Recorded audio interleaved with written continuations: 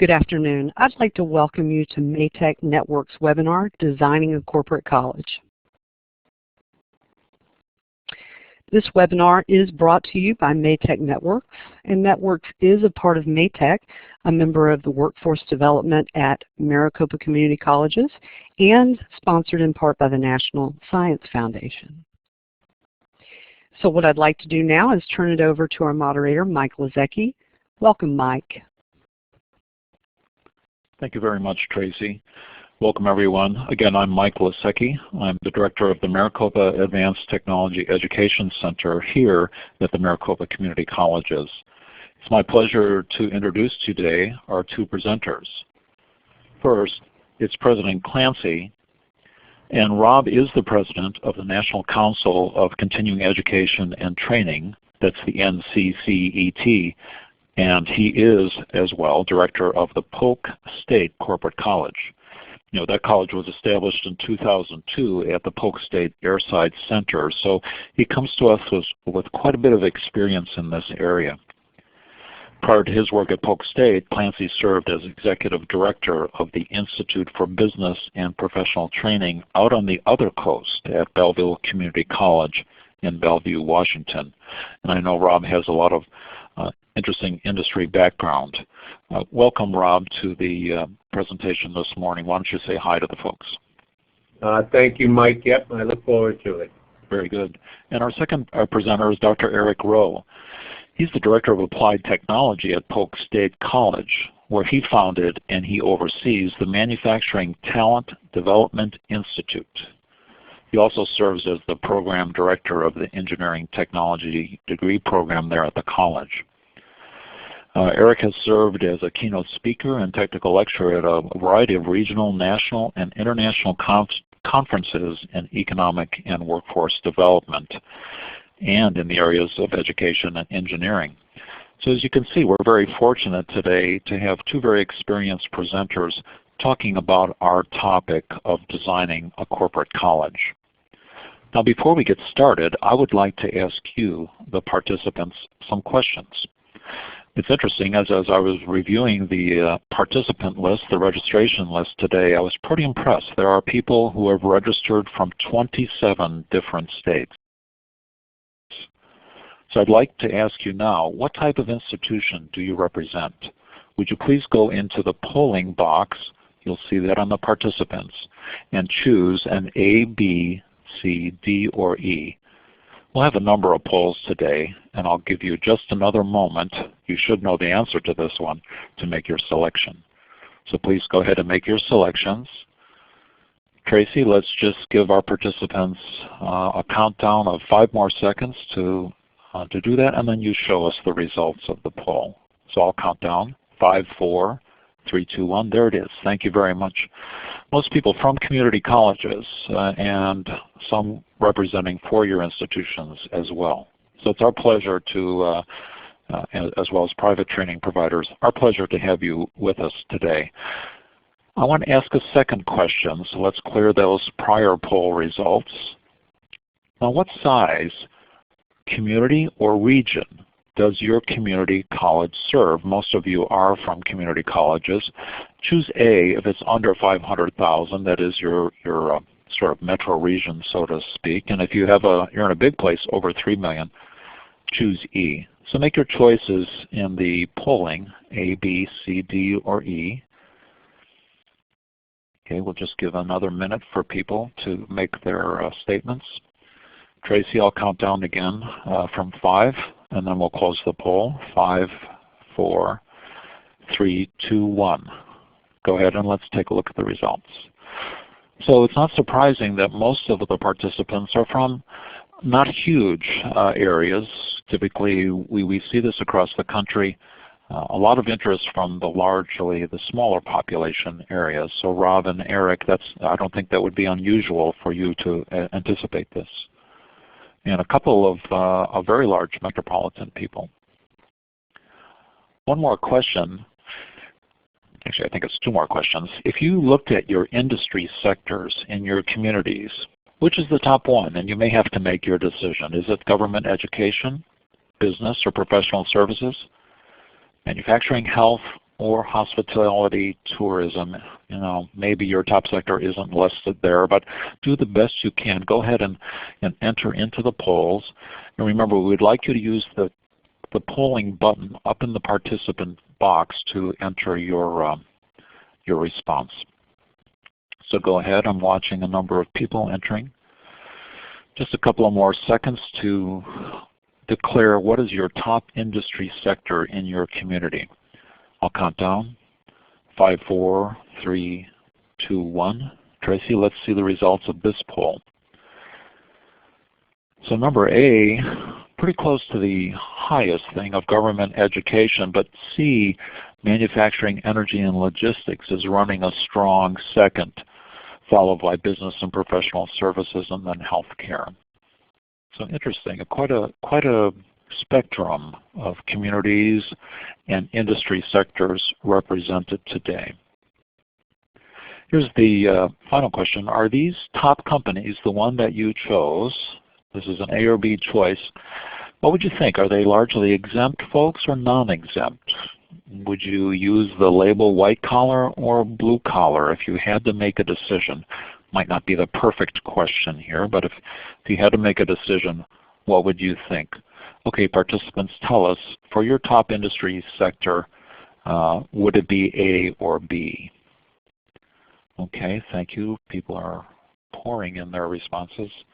Tracy, I'll count down once more. 5, 4, 3, 2, 1. Let's go ahead and take a look at the results then.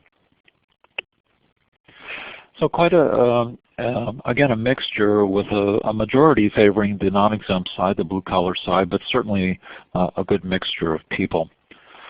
That was interesting. Rob and Eric, I hope that gives us a sense of the type of participants, what their backgrounds are, their industry segments that they're serving today.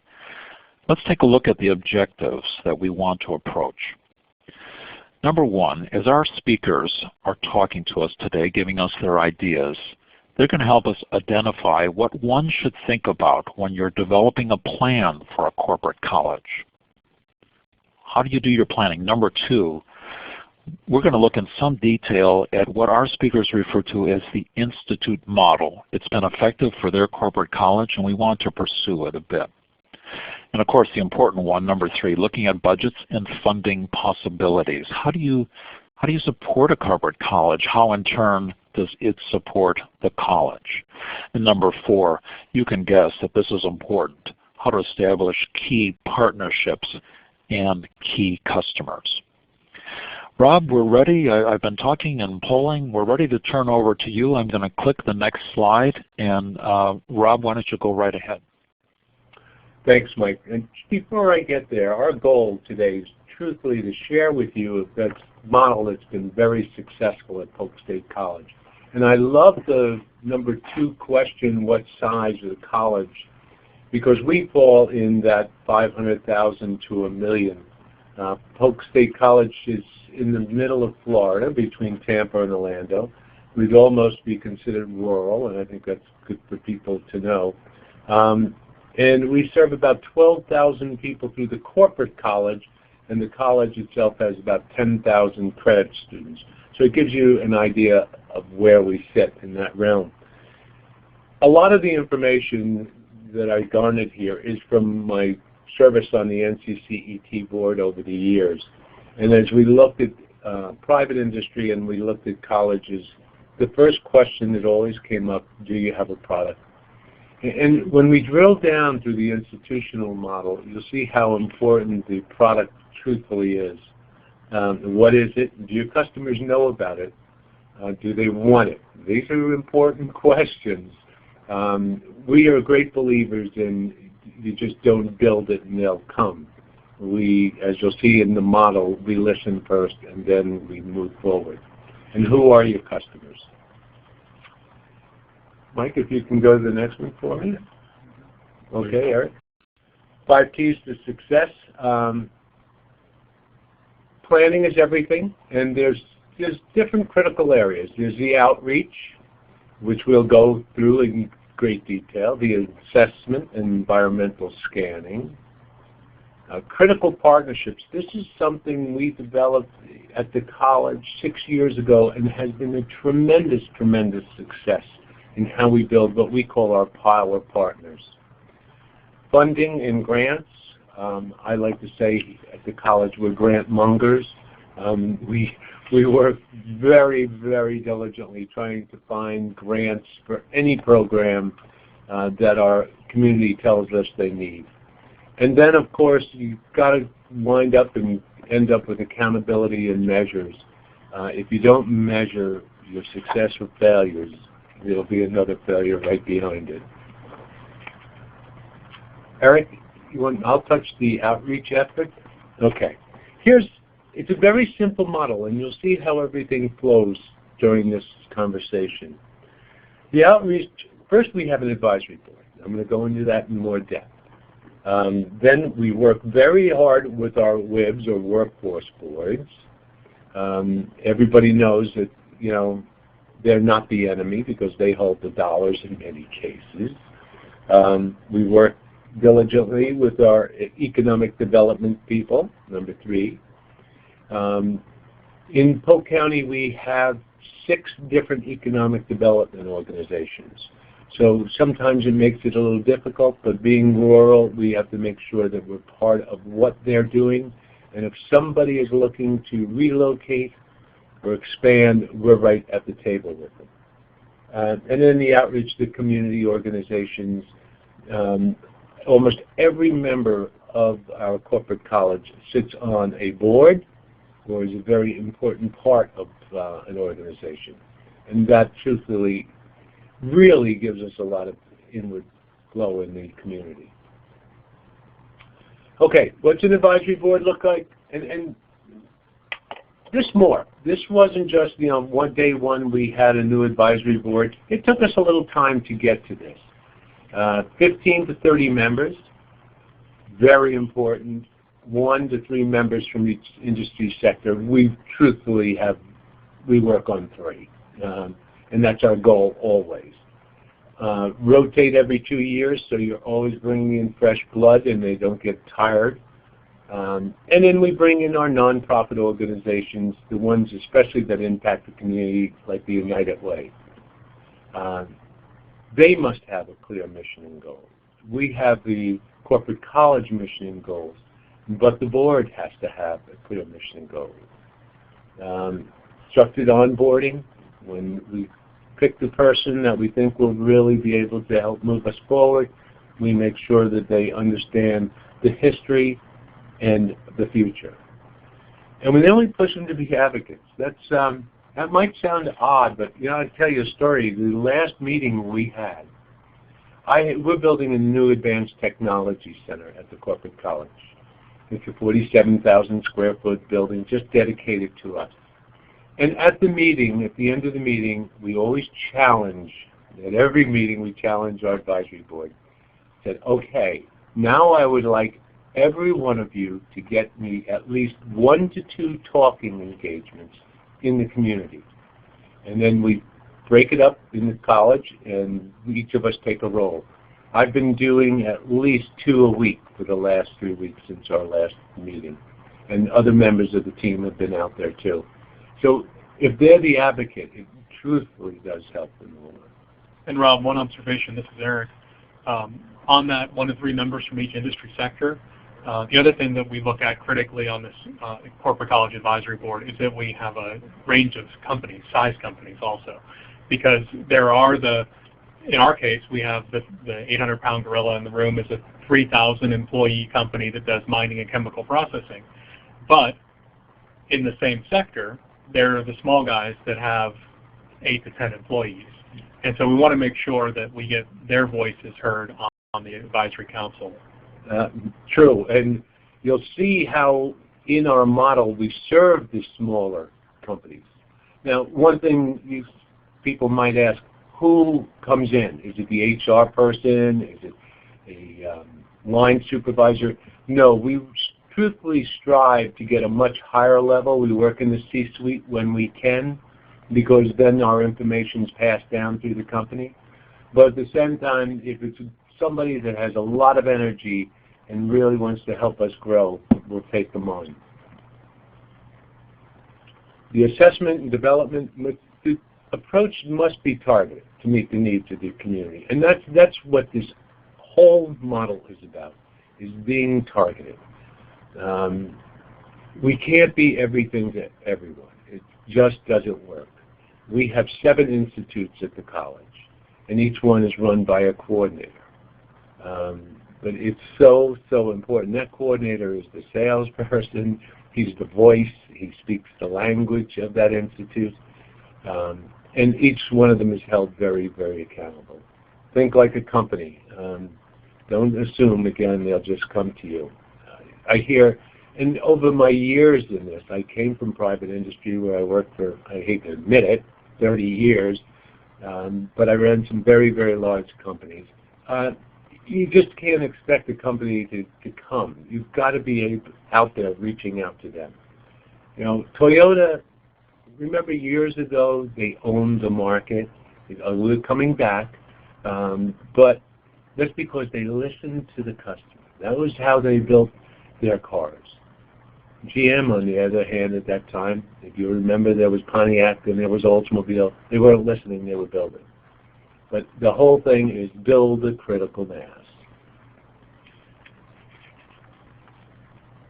Which brings us to the Institute model. And this is the very front end of our how to develop a corporate college flowchart. And we'll connect all of these dots for you at the very end so you can see how it all lays out into a strategic process. But that very front end piece of building the critical mass involves engaging your community. And we do it through a series of events. We start with small forums that have 5 to 15 representatives, move up to roundtable discussions that have 20 to 30 representatives, then a summit where you go to the next level and have up to 100 representatives. And these are representatives from different companies. And in all 3 of these levels, we ask only 3 questions. What are your careers? What are your training needs? And will you commit? So at the forum, the very first event, and we successfully did one of these recently for the manufacturing sector, for a partner college actually. We had 6 representatives in the room at the first meeting. And we said, what are the careers that you have in this community that you need to grow the talent for? And facilitated that discussion, do the next level deeper dive as to what's that training look like. Now, we try to guide the conversation to address the fact that there are the academic programs in the community, but what are those short-term training needs that the company has to build the talent right now? And with the rising importance and prominence of industry certifications, we bring that piece into this part of the discussion. So what is the training you need? And right now, what are the credentials that you recognize in your hiring and promotion practices that align with those training needs? And then lastly, Eric, yeah, can I interrupt for just a second? So you've got these 6 companies in the room. Aren't they competitors with each other? Do you run into problems when they start talking about these things that may be a competitive issue for them, or does that get washed away? Mike, every time we've run it, we've seen those wash away, and it does not. It's not a problem. We just, I mentioned manufacturing for a partner college. We ran one of these 2 weeks ago for machining, and it was the first level. We actually had only 4 companies in the room, and some of them were suppliers to others, and they definitely are competitors. And there's such a need for the skilled talent with the grading of the workforce, the impending retirement cliff that was put off a little bit by the economic crisis. We have found employers across all industry sectors are interested in contributing to the conversation to grow talent in the community. I think that model of I'm going to let somebody else train the people and pay a quarter more to hire them away, we've seen that going away. Eric, if I can, and when we get the end of the first forum, and we've asked those 3 questions, then we turn to them and say, well, do you think would you make a commitment? would you send employers if we put this program together? And if we feel confident that they will, then we'll ask them right on the spot, will you give us the name of your peers, or call your peers and ask them to come to a meeting in 30 days, and your competition. We want to get more people at the table.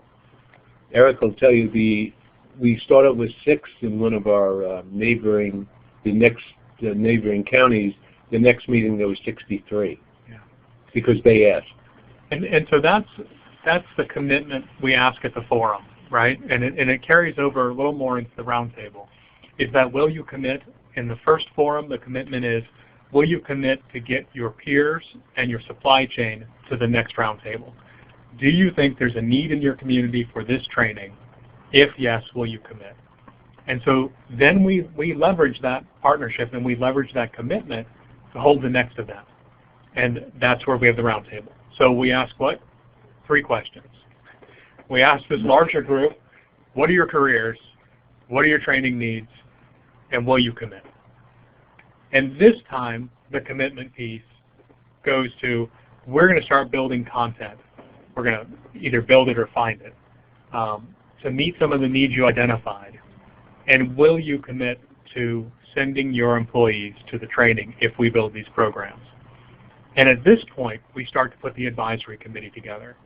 So we ask them to start getting involved and serve on a curriculum committee, serve on a marketing committee, help us build the programs that serve this community. And that gets them engaged, and it transfers some of the ownership of this process to them. So now they feel like they are engaged in building the talent for their sector in the community. The last one, we hold a summit that takes it to the next higher level, because we really want to make sure that there's a critical mass, as Rob said in the last slide, to build an institute. So if we build an institute focused on an industry sector, a manufacturing institute, a supply chain institute, information technology, whatever that sector is we're going to serve, we want to make sure that that institute is going to be self-sustaining and that it's going to have enough market need to schedule the training. So we ask the same 3 questions. What careers? What training? Here's what we heard at the second roundtable. Here's what we already have in place. Here's what the industry partners serving on the curriculum and marketing committees have suggested. Do you agree? Do we move forward? With those pieces in place, presuming that we've gotten commitment at every level, we'll move forward with the creation of an institute. And one of the amazing things, and usually in the step 2 in the roundtables, we start really looking at 2 other areas. We start looking at grants and funding, and we start looking for a champion, or a champion emerges from someplace in the group, or somebody knows someone. And I'll give you a great example. When we start our manufacturing, we have a gentleman called Ernie Helms who works with us. Ernie was 65 at the time, and or 66, and he joined us from the he was the vice president of U.S. Steel and ran one of the major mining companies in Florida. He'll tell you he volunteered, but I told him he was voluntold. And Ernie was working 30, 40 hours a week, and he realized, oh, I need something, so he covered his benefits. But what Ernie did, he could speak their language. I remember, and I always joke about this, the first manufacturing meeting I was in, they would kept talking about PLC trainers, programmable logic controllers. And I know that now, but I'm sitting there going, PLC, what the heck are these guys talking about? Well, I'm going to make a long story very short. Today we are Rockwell Automation's #1 trainer in the United States. Last year, we did 172 training days in just PLC training. Now, remember, we're a rural community with just 600,000 people. What companies? Using the model that Eric's going to go forward on targeted open enrollment, that's why it worked. But Ernie, he could speak their language. I couldn't sell them. And that's what I hear all the time from different colleges. They walk in, I can't speak the language, and it just doesn't work. This works this way. Yeah. Eric, Finding that... can I break in there? I've got so many questions. I'm so excited about this. I hope you don't mind me breaking in. No, please do. As I understand it, your college has 7 institutes, right? Correct. Yes. So it looks to me like this model you use here helps you mitigate any risks you have in starting a new institute, right? You work this process and you make sure you've got enough clients out there, so to speak, enough customers, so that when you create these materials, you're going to have the customer base there. Mike, you're right on. That's the whole idea behind this, is to have that customer. 2 times we've passed on different industry sectors because we just did not have the critical mass. Now, one of the questions that came in, and of course you could anticipate this, are these are on the non-credit side, as I understand it. Is that correct? The things you do. That's correct. With the addition of apprenticeship, so it's non-credit training and the apprenticeship program. Okay. Now, another question. I know we probably will come to this later, but I thought I would just throw it in now, and it's an interesting thing. Do you develop this training yourself, or are you looking to use something that's already canned? No, we're going to touch on our model on that in a moment, on how critical partners become. Yeah. Okay, so I guess it's a mix of both, but it's a great setup for the next slide. Let's go ahead. I'll stop interrupting. This is good. Good. No. Yeah. No, it's perfect. Yeah, and I wanted to just mention on that Find the Champion piece that I've observed this with other colleges, and this piece is critical. You know, you've held these summits, you've engaged the employers, you've told them that you're going to start building this content, and now it's time for you to bring a staff person on board to really get this institute running. And finding that person that speaks the language of the employers and that can get out there and be your salesperson and meet with them and intelligently discuss their needs, come back and build the classes is really critical. And so that's the last part of this model, is that champion then comes back looking at what the advisory committee suggested for curriculum, looking at what the market's going to bear, what we think the load is going to be for a certain topic. We start to build courses. And those courses are developed, priced, and marketed. And one of the key things that we do is we don't publish a open enrollment schedule. What we do is something called targeted open enrollment. And we observed this at another college that we visited. We walked in, they had this fantastic training equipment that had been put in by industry, was probably a $2 million system, state-of-the-art, aligned with national credentials, and probably had a 20% utilization rate because they had published schedules of when they were going to do these classes, and then when the classes didn't make, they canceled. So then they disappoint their customers, and they get the reputation of not delivering the content. With targeted open enrollment, we only publish the classes when we know they're going to make, and we've got the commitment from the employers that we're going to have the classes move forward. If I can.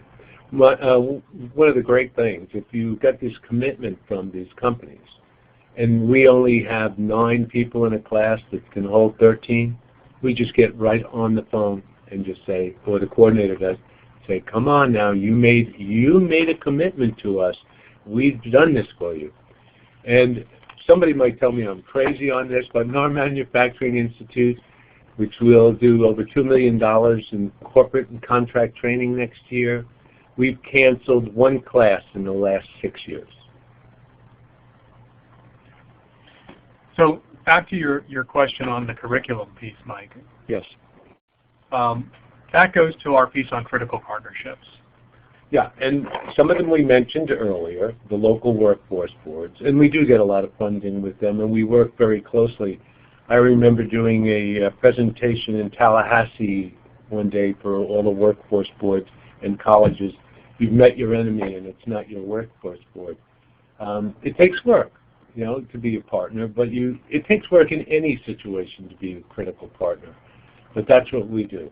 Our power partners, which there's a list we're going to show you in a second of them, are the people who are engaged in the industry sectors already. They might be a major vendor.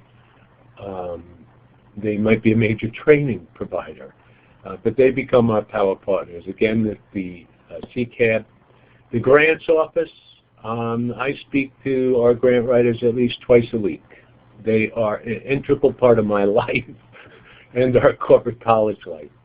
Institutional leadership, I'm very fortunate. I report directly to the president of the college, who has an entrepreneurial spirit and who really gets it.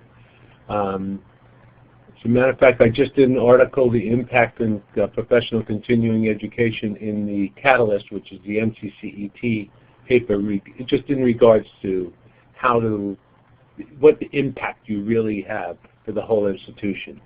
Economic development organizations. Our foundation. Here's one that I started 4 years ago. The foundation's money, it's not taxpayers' money. It's from private donations. Right now, I just put a new flyer together this afternoon on going out to my entire community, business community, and asking them to make an investment in our new Advanced Technology Center. The first one I asked for gave us $75,000. And you know, I'll do naming rights in labs. I'll do naming rights for classrooms. But it's important. The companies do not mind investing in a corporate college or contract training because they're investing in themselves. And then they're aligned with the academic programs. Very fortunate. Eric runs both programs on this side. We do the same thing in our supply chain logistics, and we're setting that up in our Sustainability and Construction Institute. So it's really a great way to align because it builds the pipeline for the workforce for the future. Rob, this investment, it's Mike. I mean, this is like a good faith investment, or and are you a nonprofit? Do you have a 501c3 status, or how? Could you tell me just a little bit more about that? Sure. The foundation is the 501c3, and okay, they bring in money, and they give out scholarships to a tremendous amount of students. But I've just decided that I needed a slush fund. I needed money. Well, we don't call them slush funds, but yeah. Yeah. I know. But I needed money to be able to do things. I find it very interesting when I hear so many colleges say, well, I don't have money to send our people to professional development to learn, to bring back the best practices or the successful programs. I take the money from a manufacturer or from an IT company, and I'll put it into our foundation, and truthfully, I can use it as I see fit. Yes. And it works beautifully. But you have to go out there and ask for the money. And I don't even ask the foundation to do that part of it. I'll do it personally, or one of my team will do it. So it's a very important part of our funding source, because I don't want our people not to be able to grow. It's part of their growth plan. They have to grow. Good point. So what is a power partner? Well, he's a major resource or vendor that provides education community their products and services. Let me show you the names of a few of our power partners. I think this is important. Okay? They have to have stellar credentials. We're going to get good. And, you know, if we're not working with them, they're going to find a way to do it themselves. You know, it's very interesting. Rockwell Automation has a training center 51 miles from us in Tampa. They used to do 150 people a year from Polk County in PLC training. In the first 18 months that we started doing PLC training, we did 1,600 people. Big difference. You become their marketing arm, their sales arm. You're the person that the community knows and respects and trusts. So, and we have this tremendous tentacles or outreach that we're hitting all size companies and working with them, and they all have the same needs. They just in many cases, can't bring a lot of people to training. That's where our targeted open enrollment comes in. Wonderful. Rockwell, building in our new Advanced Technology Center, a state-of-the-art, what would you call it, Eric? Process training unit. Well, yeah, with Enders Hauser. With Enders Hauser. And they're putting in all the software, and it should be just tremendous. Yeah. General Physics does lean, works with manufacturers, logistics. They do a tremendous amount of training. Now, share with you, Rockwell and General Physics has 2.5 people embedded in our corporate college. They do the instruction. One of the other things I'm a great believer in, we do not own the equipment. The PLCs, are aged in 2 years or a year and a half because things are moving so quickly. So we have I write a contracted services with them. I contract with them to bring the instructor, the equipment, and every Friday we have trucks rolling up in the back of our building now, putting in equipment, bringing in new stuff, taking out the old stuff. Some of these things are 2,500-pound hydraulic trainers. But we do this in our supply chain. We do it in our manufacturing or wherever else I can. You don't have to reinvent the wheel. And because those guys, if you look at their offerings, a General Physics or a Rockwell or any of the others, you'll say, why do I have to do that? Why do I need to put together a project management course? Why do I need to have to put together a lean course? But you have to be flexible and customize it. And get out to your customers, go to them. We will, and I'm going to say this, and I think I can get away with it. We were the first college in the country to use, what is that called, Eric? Contact? No, constant contact. Constant contact. We haven't used it in the last 2.5 years. We decided 2.5 years ago we're going back out on the street and knocking on doors, listening to our customers, consult with them. And truthfully, it is the best thing that we can possibly do. It has worked wonders, especially with the smaller companies, because they don't take the time to look at their emails and their blasts and their constant contact. They just don't do that. But when somebody goes and knocks on their door who speaks their language, that's the important part, they'll listen. And then we use public relations to market, because if it's from a third party, people believe. So, Mike, on that curriculum piece, that first bullet, yes, we look to those power partners to provide the curriculum and, as Rob said, the equipment. If we talk to industry and there's customized contact curriculum they need, we'll work with those power partners to build it, or we'll build it ourselves. But it is not our model to create content, create curriculum, buy equipment, have a huge instructor overhead, have a lot of capital tied up in equipment. Instead, we reach out to those industry experts to bring in the best practices and deliver them to our customers. If you ever, excuse me, Rob, a very important distinguishing thing there that you just said, Eric, as I understand it, you don't have that overhead of an instructor-based equipment that you're trying to maintain, but rather it's done where you come in and you probably have some cost model, Rob, where you take a percentage on what some of these people are doing, or I don't know how exactly that works. Yeah, we take quite a large percentage. I'll touch on that when we get to the return on investment. But let me interrupt with another question if I can. I know Rockwell offers their own training themselves, and so now are you saying that you bring in Rockwell to offer that training now through you, and then you take some part of that? We do, and let me real quickly describe it. I sit down with Rockwell and I'll say, okay, I believe I can bring in 50 classes in the next 6 months and sell those classes. I want a discount to be able to do that. They work with organizations in the private sector. They always give discounts. Remember, one of the things that we touched very early on was our grants. Then we write grants for one reason and one reason only, and that is to offset the training costs of our employers. So now we have a discount from Rockwell, and in many cases either through the web or through NSF or whoever I find money to be able to offset the training costs, I'm coming in at least a 50% discount. So a company who would love to have sent their people, who couldn't afford it, well, now they can afford it. So they go hand in hand, a power partner and working with them, and then realizing, and it's proof, you know, you have to have proof of concept. You know, the first time they didn't believe we'd bring in that many, but as I mentioned earlier, they were doing 150 from Polk County, and we did 1,600 in 18 months.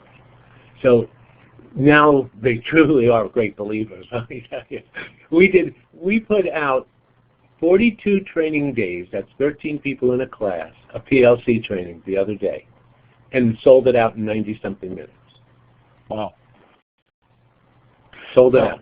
Well, am I getting this right? You're working with Rockwell. You're undercutting them. You're offering Rockwell courses at an advantage to Rockwell, a disadvantage to Rockwell, so to speak. You're undercutting them. To their training department. The vice president and I are very good friends. I see. but you know, think of the model, Mike. They have a training center 61 miles away, and they're doing now 4 times the volume of training, though they're making a lower margin on that. Oh, sure. Yeah. And when you take a look at their model, and I know this for a fact, they're looking for their pipeline too. You know, they're having as much trouble finding good technicians as everybody else in this world. So they're saying, okay, now my brand is out there, so Allen Bradley's brand is in the marketplace.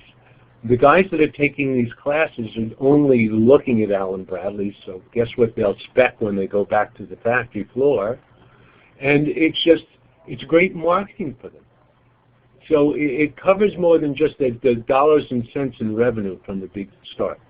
And we do the same thing with private training providers. Oh, yeah. You know, we'll find a private training provider that has great curriculum that aligns with the content we need and the industry standards and certifications, and we will work with them to come to a price that gives us the margin we need and delivers the value to our customers.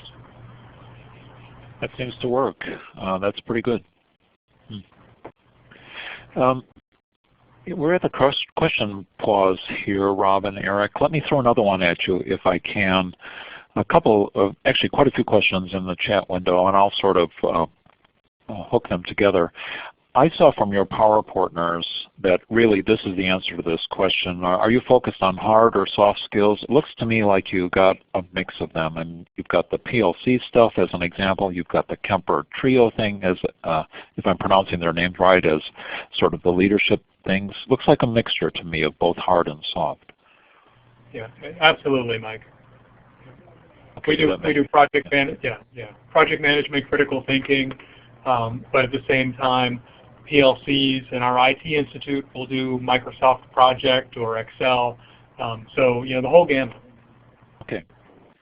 Here's one that I'd like to read to you literally from the chat window, and it says, does the corporate college do any organization-specific work, that is, training assessment, 360 analysis, etc., based on root cause analysis or performance issues that are identified? So I'm sort of reading this question as, do you come in and work with your partners to do a skills analysis, a root cause analysis? How do you approach that? We definitely do. Each one of those institutes has a champion, a coordinator, and they're responsible for reaching out to those employers in their community. And if that comes up as a need from an employer, we'll go in, we will meet with the employer, get their team together, get the right people in the room, and do exactly what you said. We'll dive into the root cause analysis on their talent development needs and put together an entire training program for them. Present it to them and say, here's what we recommend based upon the needs assessment we did within your organization, and run specific classes for that employer. That's powerful. And, that's a real value add. Go ahead, Ron. Yeah, and I would say, and we'll find the grant money to offset the cost. I think we're looking at a $1.4 million application from one of our partners where we did that exact same thing a couple weeks ago. I'm going to sign up. I'm convinced. Let me throw another one at you. We talked about the non-credit side. Do you offer CEUs? Are they offered through the corporate college as the grantor of the CEU or through Polk State, or how do you manage that? We're not really big on the CEUs. We're very big on certifications, especially stackable certifications. Oh, yeah. We just, in every sector, if it's licensure for insurance, we do that. As a matter of fact, we're doing, I hate to admit, because I know I have a lot of people from around the country, but State Farm has chosen, well, many of the State Farm offices have chosen us for their online licensure, and we're getting people from every state. But in manufacturing, we have 4 or 5 different credentials that we give, starting with the MSSC, which is the Manufacturing Skill Standards. Yes. You know, I love the question about measurement and being able to assess. We're doing that to ourselves right now. We just put together with an outside company who does very large corporate partners. I said, can you build one for professional continuing education and corporate training? And so we're going through this in the next 2 months, our own assessment of ourselves in a 360, internal 360 and external. And I just think it's going to be so powerful. I bet we learn a lot that we're doing right and wrong too. Good point. You know, I had a question which also got echoed in the chat window. Your balance between online and face-to-face. Do you offer customers customized online content or canned, so to speak, or what's your balance face-to-face versus online? And then where does that online stuff come from? Do you develop it internally? We do 2 things in online. We have the MSSC, which we do synchronized, and we broadcast all over the state, and we're reaching out from there because so many people have asked us, and we will be doing that broadcasting. That's the Manufacturing Skill Standards. And then the American Society for Transportation and Logistics has taken our program for their opening certification called the Global Logistics Associate, GLA. And the AST&L is truly the governing body in certifications in the world of logistics and transportation. And we have a fabulous program there, starting with animation and gaming, put together with some guys from former Pixar guys. Pixar and Disney guys, and it's a wonderful program. It's great. And both of those are examples of content we built ourselves. And the AST&L solution is asynchronous, and the MSSC solution is synchronous. So it's online content that we created and we're delivering, again, aligned with national standards and certifications. And we do that in insurance. It's asynchronized in insurance. Yeah, and so that's an external solution. Yeah. So, but 95% is face-to-face. Yeah. We truly believe building skills takes a hands-on effort. However, we're going to be building more hybrid type of courses, or more courses that we can broadcast, and we've set up to do that in our new Advanced Technology Center. But we're trying to figure out how the people can have a hands-on component at their site and then be able to utilize the online. Interesting. I'm looking at our time. We're perfectly on time. I have time to take one more question now, and then we're going to save the balance of them towards the final question break. You mentioned stackable certificates, and I think just from a clarification standpoint, those aren't offered through your Polk State as accrediting, but rather these are just simply industry credentials which you're probably an authorized MSSC provider, for example. You're not offering that through Polk State, but rather you're just offering these industry credentials in some way. Can you expand on that? Yeah, so we offer the content, the curriculum for those industry certifications. But you're right, the certifications are third-party validated, offered by the agency that offers that credential. So for quality, we offer the ASQ certification for the CQIA and the Lean Bronze certification. Now, the content that we use for that is either sourced from a power partner or something we created, but the assessment and the credential is awarded by ASQ. And the same thing for MSSC and ISA and ASTNL. You know, where there's a national standard, third-party validated industry certification, we try to align the content with that, find or create the curriculum, and then deliver it. Good. That makes it very clear. As we go forward, I want you to keep this question in mind. It has to do with budgeting, as you know, finance model as we get there. Rob, I'm not quite ready for this, but keep this in mind. Sure. Does your corporate college function with some sort of recovery renter generation model that includes all direct and indirect? So when we get there, keep that one in mind. Let's go forward at this point. I want to turn back to the audience now, Rob and Eric. I want to do a little polling with them again because we've talked a lot about corporate colleges.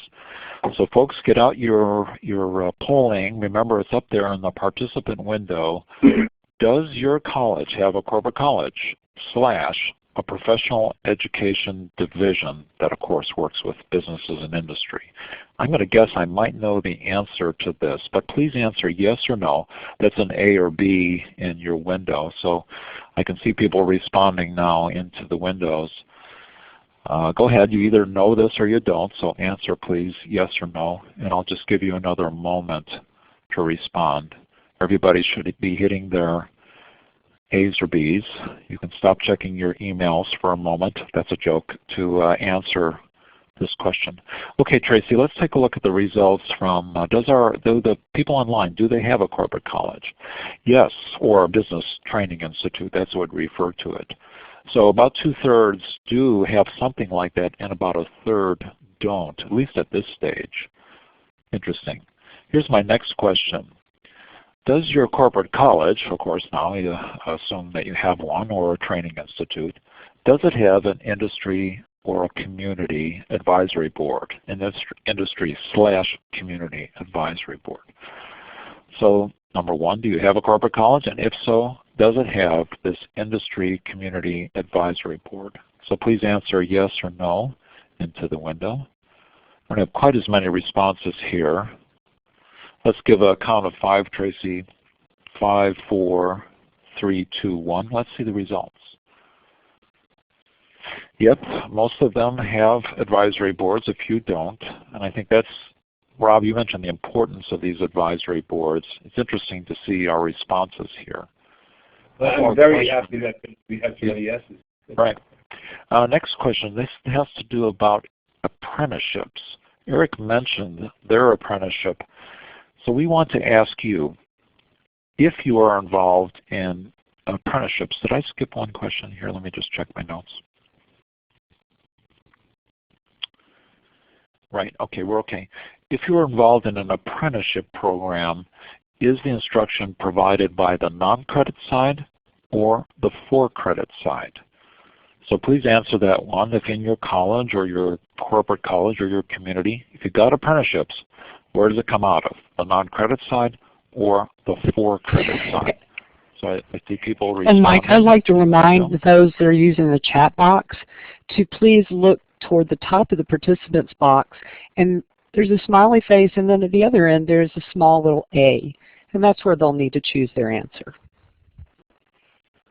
Thanks, Tracy. Just reminding folks, up there in the participant window, right at the very top, you get to choose your polling. Okay, so here we are. Apprenticeships, A, non-credit, or B, for credit. Tracy, that's enough time. Let's see the results of what the folks have to say.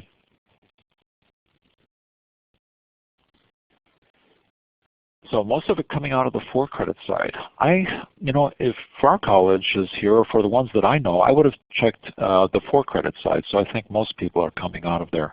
Eric, yours comes out of the non-credit side? Yeah, we work with the industry partners to build those apprenticeship programs and deliver them out of the corporate college. All right. We then, of course, have the pathways to the credit program for those journeymen when they complete. I see one of our participants is saying they run them out on both sides, but mostly the non-credit. One more polling question, folks, and then we'll go on. Do you offer articulated credit, articulated college credit for completers of corporate training? Interesting question. If you offer these programs, is it articulated credit? So it's a yes or no answer here, folks. Do you offer articulated college credit for completers of corporate training? While they're responding, Eric, do you guys? Does Polk State? Absolutely. Okay, so you do.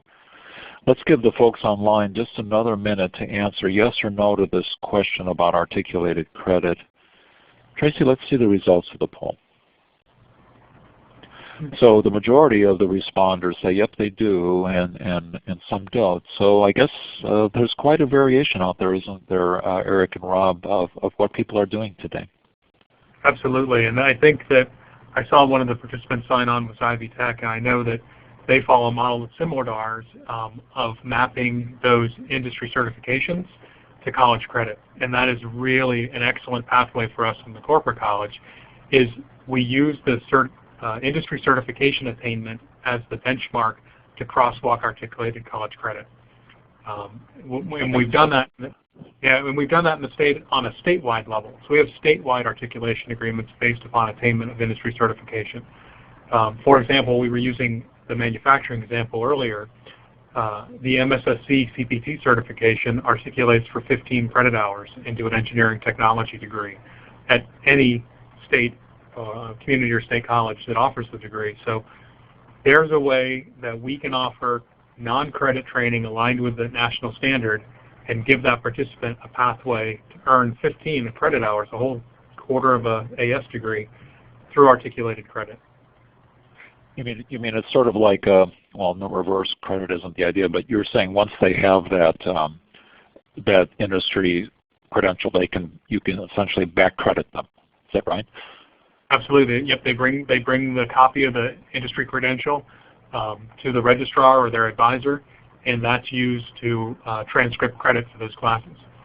Do you charge them a fee? We do not. Interesting. Sorry, I got excited about that, so I drifted us away. In the interest of time, let's go forward. I'm going to click to the next slide, and are we turning back to you, Rob, to talk about funding? Yeah. Yeah. Okay, and I'm going to say it again, grants are the catalyst, and I'll give you a great example. In 2011, the state had $4 million available for what they call quick response training grants, or grants for companies that are relocating to Florida or expanding within Florida. The Polk State College used 67% of that dollar amount. And how we did it is the bottom one. Reporting's in the deliverables, the devil's in the details. We have one person on staff and her entire job. Now just think of her tool belt when she goes out with a coordinator to make a sale, and she has a good idea where she can find funding for a company and to offset their training costs. So Stephanie, who's the young lady who does it, goes out on calls with each and every institute to make sure that funding's available for them if she can find it. And we all do research on grants. It's just part of our gig, so to speak. We have every 2 weeks we have a staff meeting, and I think this is important because in putting these corporate colleges together, and what happens is everybody reports out on where they are. We see their numbers, we put them up, we know what they're doing, we know what calls they're making, and all of a sudden the cross-pollinization helps. Well, you know, somebody told me they needed IT, or I can work with you. Come with me to this company. So it's a great sharing.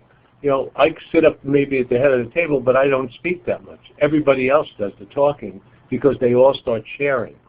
And the competition's always fun when you put the numbers up, but it really does mean a lot. But that grant is the key.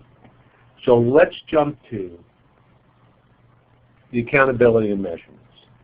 Contract training, it makes your life simple in that it's a targeted open enrollment, basically. Or you can do a straight-out contract with one company. But you don't have cancellations. You do not have people who are angered because they had 6 guys or 4 guys who were supposed to go to training that they desperately needed for some reason, and they didn't happen. So you get your return on your investment. We work at about 33% margin on everything. We go up to 50. We do have programs where we make 50%. I mean, it's not gouging, but we've done a lot of work to offset the training costs by finding grants, by working with the vendors and the power partners. So we really do have a great return on an investment. There's 2 ways to budget, right? There's budget up, budget down.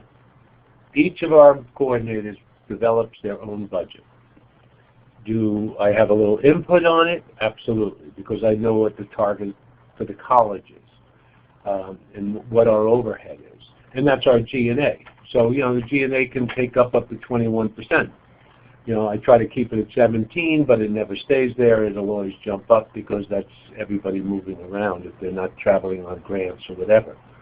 Just for a little info, there are 9 full-time people in our corporate college and almost 20 on grants. It fluctuates a little. We've never lost anybody. That's I lose my sleep at night. But most of our people are on grants. They're on soft money. It makes it a little bit more difficult at times, but they can build on that. And then what we normally do, or always try to do, is to build in sustainability into the grant once we lose the grant money. They're cost centers. And when I build a budget, it's built on costs. That's what they are at the beginning. They're not profit centers. And they all recognize that now. At the beginning, people are going, well, I'm a profit center because I made money last year. Well, I say, well, no, that was last year you made money. You're a cost center to me now because you're part of my overhead. So they realize that. So they build their own budgets. They understand they're a cost center. We congratulate them. We celebrate when they do become a profit center. But this all leads to self-sufficiency. And Mike, you asked me a great question. Do we cover all our direct costs? And we cover all our indirect costs. I call it taxation without representation because they hit me up with another 7% at the end of the year to cover whatever, the grant writer and this person. And but I cover our building, our lights, our people, our benefits, everything that truly is here to be self-sufficient. We're a business. We're a business within the college. And my job is to make this grow. When I do grow, like this year we're growing very nicely, and there's a nice profit at the end of the year, I can use that as I see fit. So if I want to start a new program, in the past when we first started, the president would fund a new program for X amount of months, 9 months or whatever, but now I have the funding to be able to do it. So when we go back to those original roundtable discussions, I'm really, really interested in their critical mass because I'm funding this going forward. But I'm happy to say we are self-sufficient and we do fund our entire program. Good. And Mike, one thing that I thought it would be good to expand upon is the general administration and the area cost centers. Those area cost centers are really the institutes. And right. As Rob said, at the staff meetings, each institute has their annual target that was projected and budgeted that they're going to bring in, and we share exactly where they're at. They have a dashboard so that we can know how they're performing towards deliverables.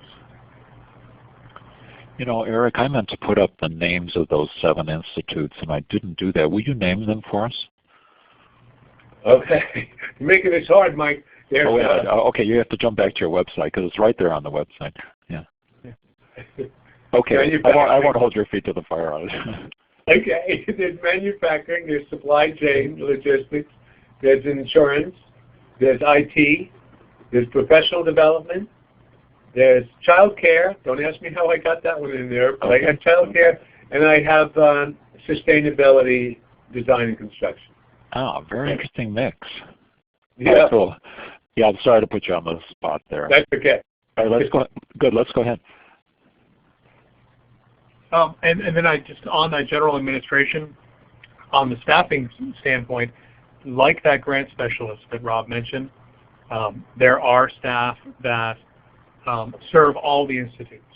Oh, so, yeah. So there's a coordinator for each one of those institutes, and if that institute has enough business to support a support person, they may have a support person, or you may have a support person shared across institutes.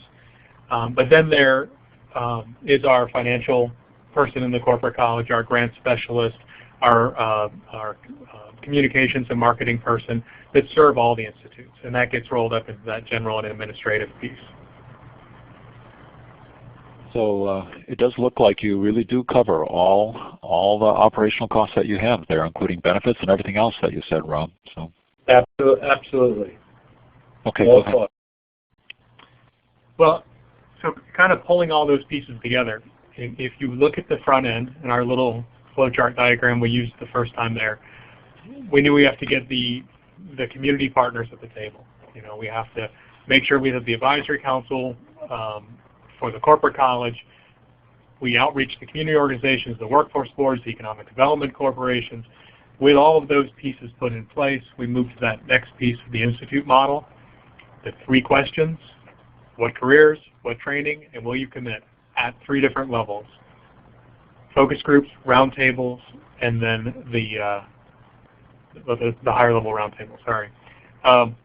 And moving from there to having the industry champion and scheduling targeted open enrollment, finding the money to offset the costs, and running the classes.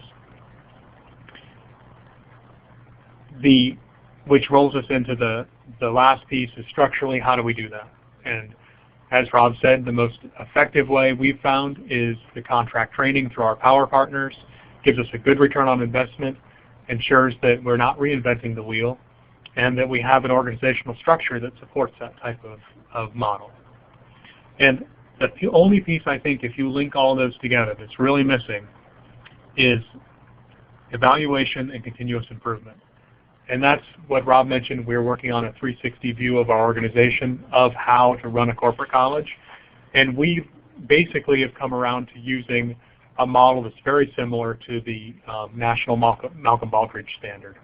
So we have 6 areas that we look at within the organization.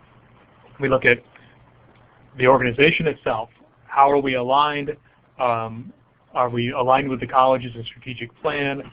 Does the college really truly know what we're doing and what we offer? Do we have ways to manage our performance and an information system that supports that? Do our products and services have reasonable ROI? Is our content up to date? Do we partner with other colleges? Do we partner with the right power providers? If we have to create something new, do we research best practices to do that? We ask these questions internally and externally so that we make sure that we're not just deluding ourselves and that our customers feel the same way about the answers we're giving. Sales and marketing. Do we have a program? Is it unified? Do we have a single point of contact? Do we have a process in place to build good sales forecasts? Do we have an integrated marketing program that blends with the college, but also sets the corporate college out as a distinct entity? Do we have a brand that's recognized in the community? What's our market? You know, do we know what our outside value is to the community? Do the EDOs value us? Do we have a business model that works? And we think we have. We think that the institute model has served us well. And are we collecting the right data? You know, do we have data-driven decision points so that we can make sure we're collecting the right data and using it to guide our business? And then what is our competition doing in the marketplace? What does their pricing look like? Have we looked to partner with them? Do we have strategies to look at competition and react to it? And then lastly, what do our customers think of us? Not only at the course level, we of course do the same thing I think everyone does. We assess feedback at the end of every course, but at a larger standpoint, are those institute coordinators interfacing with the customers and finding out exactly from them why they're sending people or why they're not sending people? One of the things that Rob pushes our coordinators to do is look at RFM tracking, recency, frequency, and money. How recent have we had the customers in? How often do they send people? And how much money are they spending with us? And those are key metrics when looking at how we're going to drive sales to our customers in the community. So with all those pieces as part of the administrative part of the corporate college, we have that continuous improvement loop back. And we feed that information back to the front end, back to our advisory council, stay on top of it, make sure that if there is a red flag or a red area on the dashboard, that we develop a plan to address it.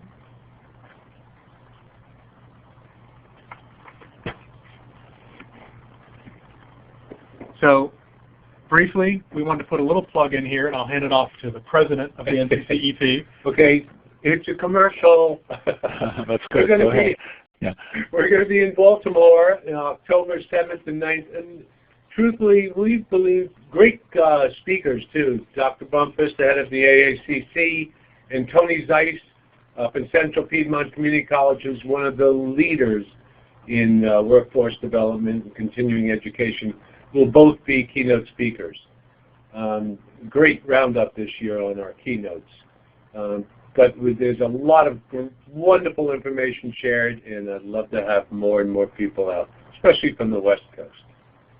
And one of the things I think we're doing this year is we're going to share our first pass at that Smart Plan 360 evaluation of a corporate college. Yeah, we will be presenting that. That's going to be very exciting. Yeah, and how we embedded that Baldrige criteria into a business model to look at the college, the corporate college, and adapt and react and make sure we're delivering quality products at a margin that's sustainable.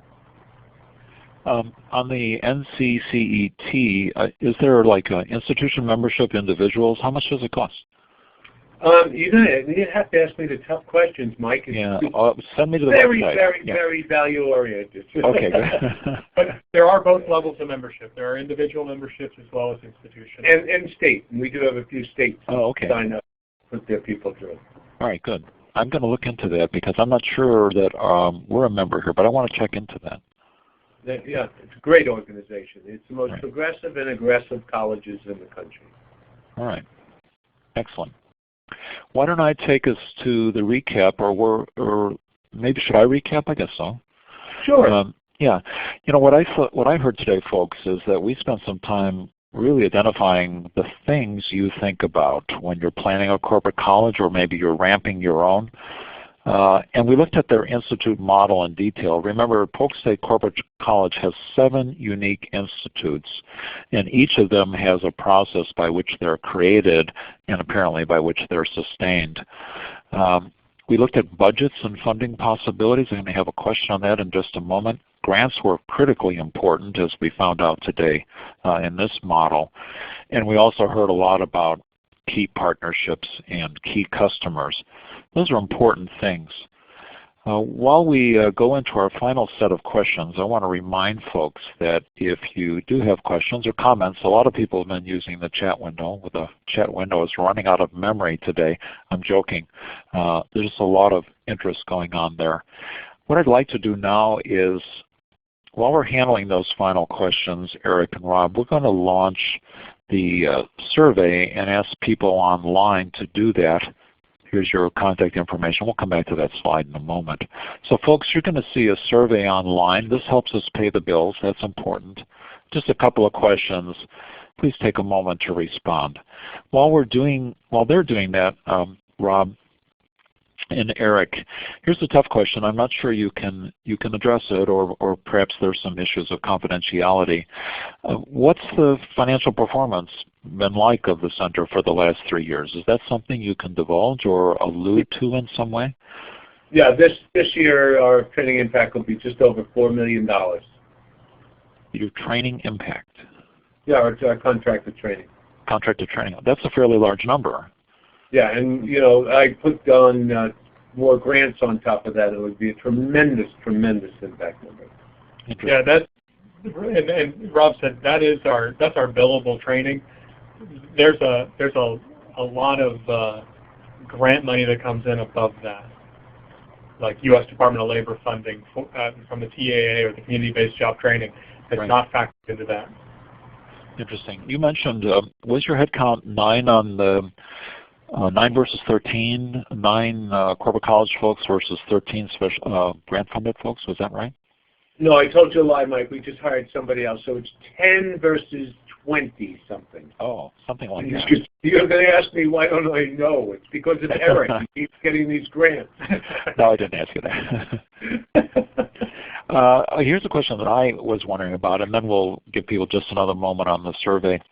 So the sum of your gain, let's call it that for whatever lack of a better word, does it feed back into your college's funds? I mean, are you a profit center for your college, if you don't mind me asking that level of detail?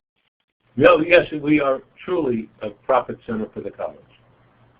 There's no doubt. That's why I have the excess that I can use to build new programs. So, yeah, we make money. We're very fortunate. We make money. It wasn't always this way. Yeah. It takes time. And really, it started after we really honed the model and used the model and didn't deviate.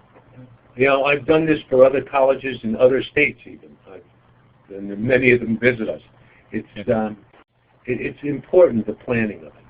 And I don't think we mentioned this, but it was implied.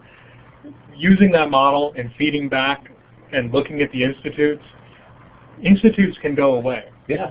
We have gone through this process, and Rob said we've gone through this process and rejected creating an institute. Yes. Yes. At the same time, we've gone through this process where we feed back and look at the institute, how well it's performing, and engage the community. And if there's not a reasonable revenue there and not the demand from the customers for the training, the institute can go away. Makes sense, doesn't it? I have to tell you, listening to you guys, you sound like a business. Everything you said today. I guess that's one of the ideas, isn't it? Yeah, I think it is. Absolutely, Mike.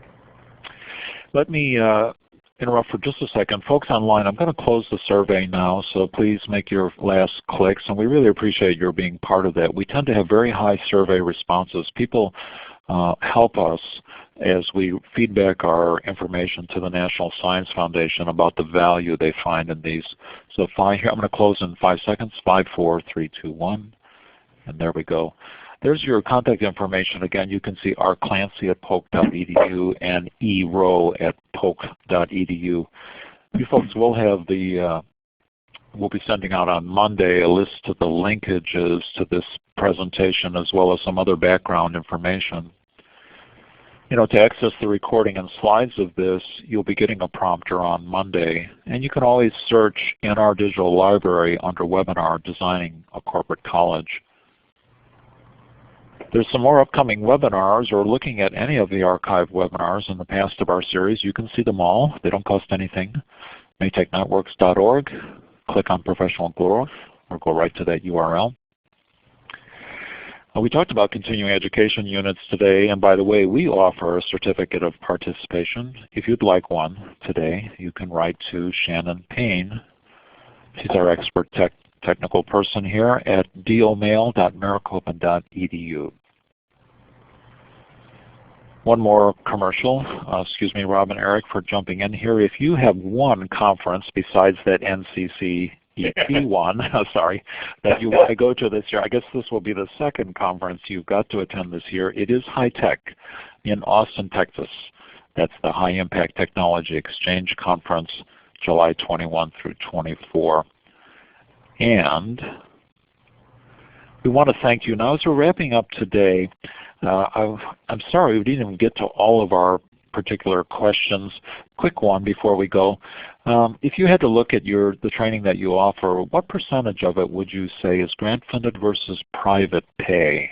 Maybe about the same ratio as your full-time people? I'm guessing. Well, we work to find a grant for almost everything, Mike. It's, but you know, one thing, never give it away. I just did consulting for a state. Never give your grant money away. If it's free, it's not worth a whole bunch. Yeah. So, you know, we've always made them the company come up with at least 50, 70% of the cost. Okay. Even when, you know, it helps your margins too. All right, that makes sense. Now, here's a question for you. Do corporate colleges partner with each other? For example, suppose I created a corporate college here in Arizona. Would the Polk State Corporate College be interested in partnering with me? Absolutely. As a matter of fact, we've gone out to our 3 colleges that touch our borders, our service sector, and asked them how are they doing in manufacturing training, and they all said dismal, and the reason is they just don't speak the language when we really drill down. And we bring to them now the same training we do in Polk County with Rockwell Automation in their own backyard, going in and doing the training and bringing in the equipment, and General Physics doing the same. I believe partnering, there was a couple of words that I wrote that are very important. It's planning, and it's partnering, and then the assessment. But the partnering, no matter which way you go, you're always stronger. Yeah. And in this particular program Rob's talking about, we're calling it CAM, the College Alliance for Advanced Manufacturing. It allows us to bring that expertise into another market and roll out the successful programs we've done here at Polk and share the revenue split with the college. Yeah. In a formal signed MOU type way. We also do shared delivery of distance learning, to where we'll feed a course from here, a live synchronous course, and promote it from multiple colleges, where those colleges can enroll participants at their corporate college and charge the fees they desire, and we enroll participants at our college, and another college will enroll them at theirs, and we share the instruction costs. That way, you know, you have the economies of scale. That sounds like a win for both sides in that case. Absolutely, and you can do that with any sector. Any sector that you can do distance learning with. You know, why should Maricopa be delivering an MSSC class at the same time that we're delivering it if we can co-promote the same class and enroll our people? Right. Just one thing, Mike, and this is where it misses, it has to be a win-win. Every partner has to benefit. And that's how we approach when we do partnerships. If we can all benefit, it's a win. It just makes a lot of sense. It really does, doesn't it? Well, gentlemen, that brings us right. We're perfectly on time, right at the close of our webinar. I'll take the last word if you don't mind, the last couple of words. I was listening to Rob and Eric, and what really struck me, and Rob just alluded to it as well, you're working on a corporate college, you're thinking about one, you're designing one. Key factors, planning, partners, and assessments. And I think that's a great mantra, right, Eric and Rob, for us to take away today. I want to thank you both for being part of this webinar. A ton of information going on in the chat. We didn't get to every question today, but we can't always do that, especially when there's such interest. Having this many people from around the country, different states, you can just see the interest in corporate colleges today. We think of you as one of the leaders in this area, both through your organization as well as through your own corporate college. So President Clancy, thank you again for being part of this. And Eric, it certainly was a pleasure to have you on board today. Thank you, Mike. Thank you, Good luck, everybody. Good. Eric and Rob, stay on the phone for just a second. Tracy, that's going to officially conclude our webinar, so why don't you go ahead and disconnect the system.